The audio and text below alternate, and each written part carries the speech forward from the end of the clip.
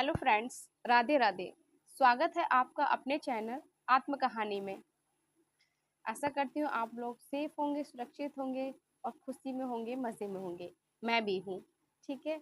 हम आंसू नारी जीवन की किताब की कहानी को रीड कर रहे हैं, बाखूबी समझ रहे हैं और उसके अंदर हमसे जुड़े हुए जो भी संदेश है, जो भी सीख है, वो भी हम बखूबी कलेक्ट कर रहे हैं। ओके, तो हम कहानी को शुरू करते हैं।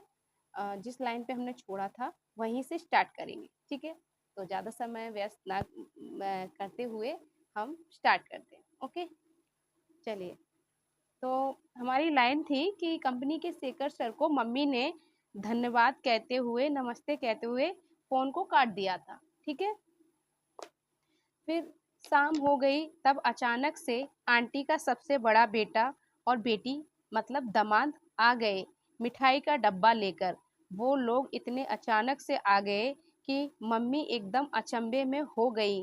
वह लोग सीधे अंदर घुसे चले आए। मम्मी ने उनको बैठाया, पानी दिया, चाय नाश्ता बनाकर दिया, दोनों मामा का परिचय कराया। फिर आंटी की बेटी बोली, मम्मी ने कुछ बकायदा है कि रिश्ता पक्का समझे। मतलब आंटी की बेटी बोली कि मम्मी ने पूछवाया है कि रिश्ता पक्का समझे, अन्नू और जयवीर का। ओके, ठीक है। लड़की की गोद भराई के लिए कब आए? तभी मम्मी ने शेखर सर वाली सारी बातें बताई। तो आंटी की बेटी बोली, अरे तुम किसकी बातों पर आती हो, किसकी बातों का भरोसा करती हो? वह तो खुद ही ऐसा है और दूसरों के बारे में ऐसा बोलता है। कहकर फोन से आंटी की बेटी ने आंटी से मम्मी की बात कराई। तभी आंटी ने भी मम्मी को समझाया, कहा अभी कुछ समय पहले उससे मेरा झगड़ा हो गया है, अपने झगड़े का बदला निकाल रहा है, इसलिए ऐसे वो हमारे खिलाफ बोल रहा है। वह नहीं चाहता आपका रिश्ता हमसे बने, ताकि आप अपनी बेटी की शादी उसके लड़के से कर दो। गांव में उसका घर मेरे घर से थोड़ी दूरी पर है। उसके भाई की बहू के साथ कितना बुरा सलूक करते हैं, मारते हैं, पीटते हैं, बिजली के तार से करंट देते हैं। उसके घर का सारा हाल मुझे पता है। आप क्या जानो उसे?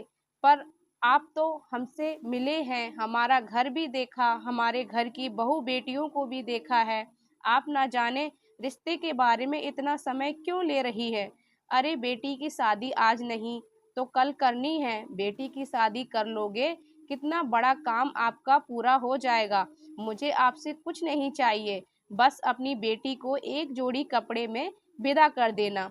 रही बेटी की कम उम्र की बात, तो जैसे मेरे और सभी बच्चे हैं वैसे ही वह भी रह लेगी, किसी प्रकार की ऊंच नीच नहीं होगी।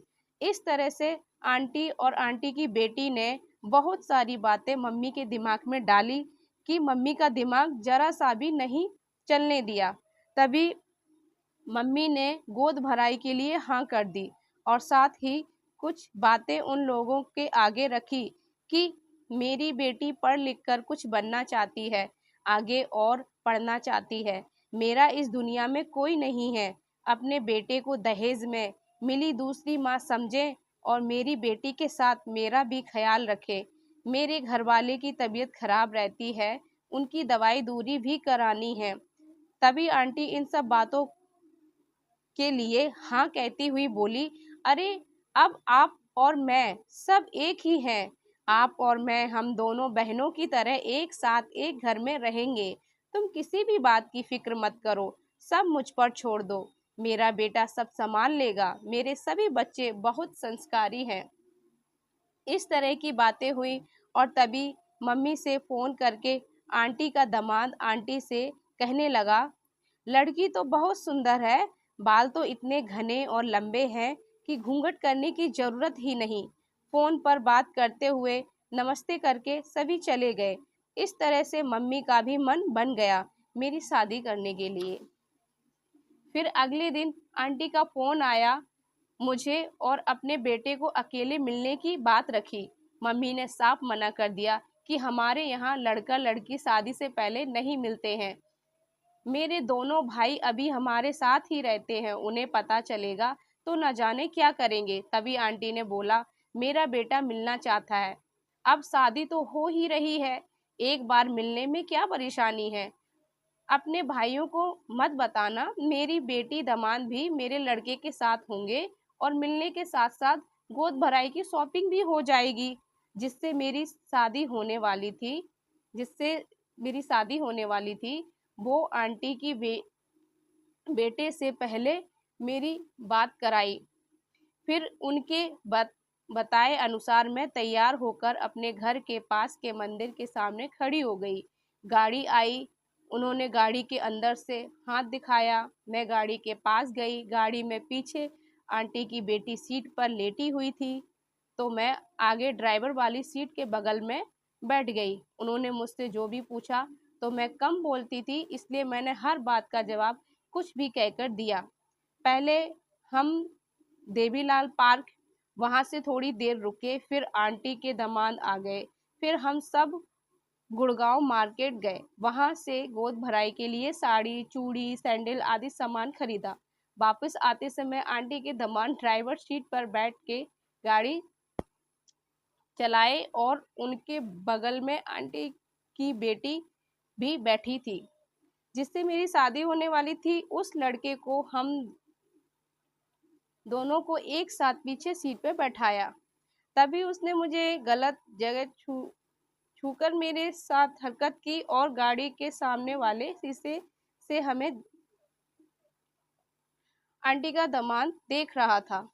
मेरा चेहरा लटक गया, मुझे ठीक नहीं लग रहा था और मैंने उसका हाथ झटक दिया। मेरा सड़ा बना हुआ चेहरा देख दोबारा हरकत नहीं की।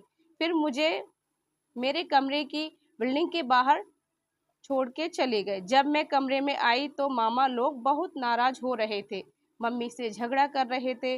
अगले दिन आंटी और आंटी के बिटिया दामाद, आंटी का सबसे बड़ा लड़का जिससे मेरी शादी होने वाली थी वो लड़का, सब मेरी गोद भराई के लिए सामान लेकर आ गए। मम्मी ने भी खाना पूरी पकवान बनाकर सारी तैयारी कर ली थी। पड़ोसियों ने पूरा साथ दिया मम्मी का। मेरे मामा घर से नाराज होकर चले गए थे। मैंने पहली बार साड़ी पहनी, मुझे लाल साड़ी पहनाई गई और अच्छे से सजाया गया। कमरे में ही दो कुर्सियां रखकर वहां पर मुझे और आंटी का बेटा को बैठाकर गोद भराई की रस्म हुई। पड़ोसियों ने सब रिश्तेदारों को खाना परोस कर खिलाने में मदद की। जब सब लोग चले गए तब उन्होंने मामा लोग आए और उन्होंने मेरी गोद भराई का सारा सामान तोड़ बिखेर फेंक दिया। मम्मी से बहुत झगड़ा किया, कहा तुम शादी करके बहुत पछताओगे। वह कैसे लोग हैं मैं अच्छे से समझ गया हूँ। अब मैं ये तमाशा देखने के लिए और यहाँ नहीं रह सकता। तब मम्मी बहुत रोई और कहा मैं अकेली हो जाऊंगी भैया, शादी वाला कार्य है, अभी मत जाओ। तभी मामा मेरी शादी होने तक के लिए रुक गए। गोद भराई के 2 दिन बाद ही मेरी शादी करने की सभी तैयारी कर ली गई थी। जो मेरे नंद और नंदोई बनने वाले थे, मतलब आंटी के बिटिया दामाद, दिल्ली मुनेरका में एक बाथरूम जितनी जगह में छोटा सा एक झोपड़पट्टी जैसा कमरा था, उसमें रहते थे। उसी में पूरी गृहस्थी का सामान फंसा फंसा कर एडजस्ट कर रखा था, मानो जैसे झुग्गी झोपड़ी होती है ना, झुग्गी झोपड़ी वह भी बहुत अच्छी होती है। यहाँ तो कोई कैसे ठीक से लेट या बैठ पाता होगा, वो भी मुश्किल था। वहीं पर मेरी ननद की शादी का जोड़ा मुझे पहना कर तैयार कराया, जो मेरी जिठानी बनने वाली थी, मतलब उदास नाराज घूंघट वाली औरत, आंटी की बहू।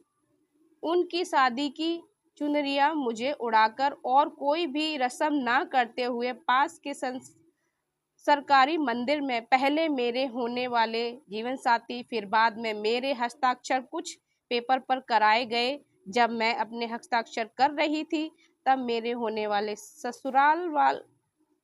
ससुराल के सभी लोगों ने अपनी आंखें बड़ी कर ली कि मैं इंग्लिश में फटाफट सिग्नेचर कर रही हूँ और यह सब मम्मी देख रही थी। पर मम्मी शादी में बिल्कुल भी खुश नहीं थी, बहुत ही उदास और रोती हुई सूरत बनाई हुई थी, क्योंकि शायद मम्मी को बिल्कुल भी संतुष्टि नहीं हो पा रही थी कि जो हो रहा है क्या सही हो रहा है।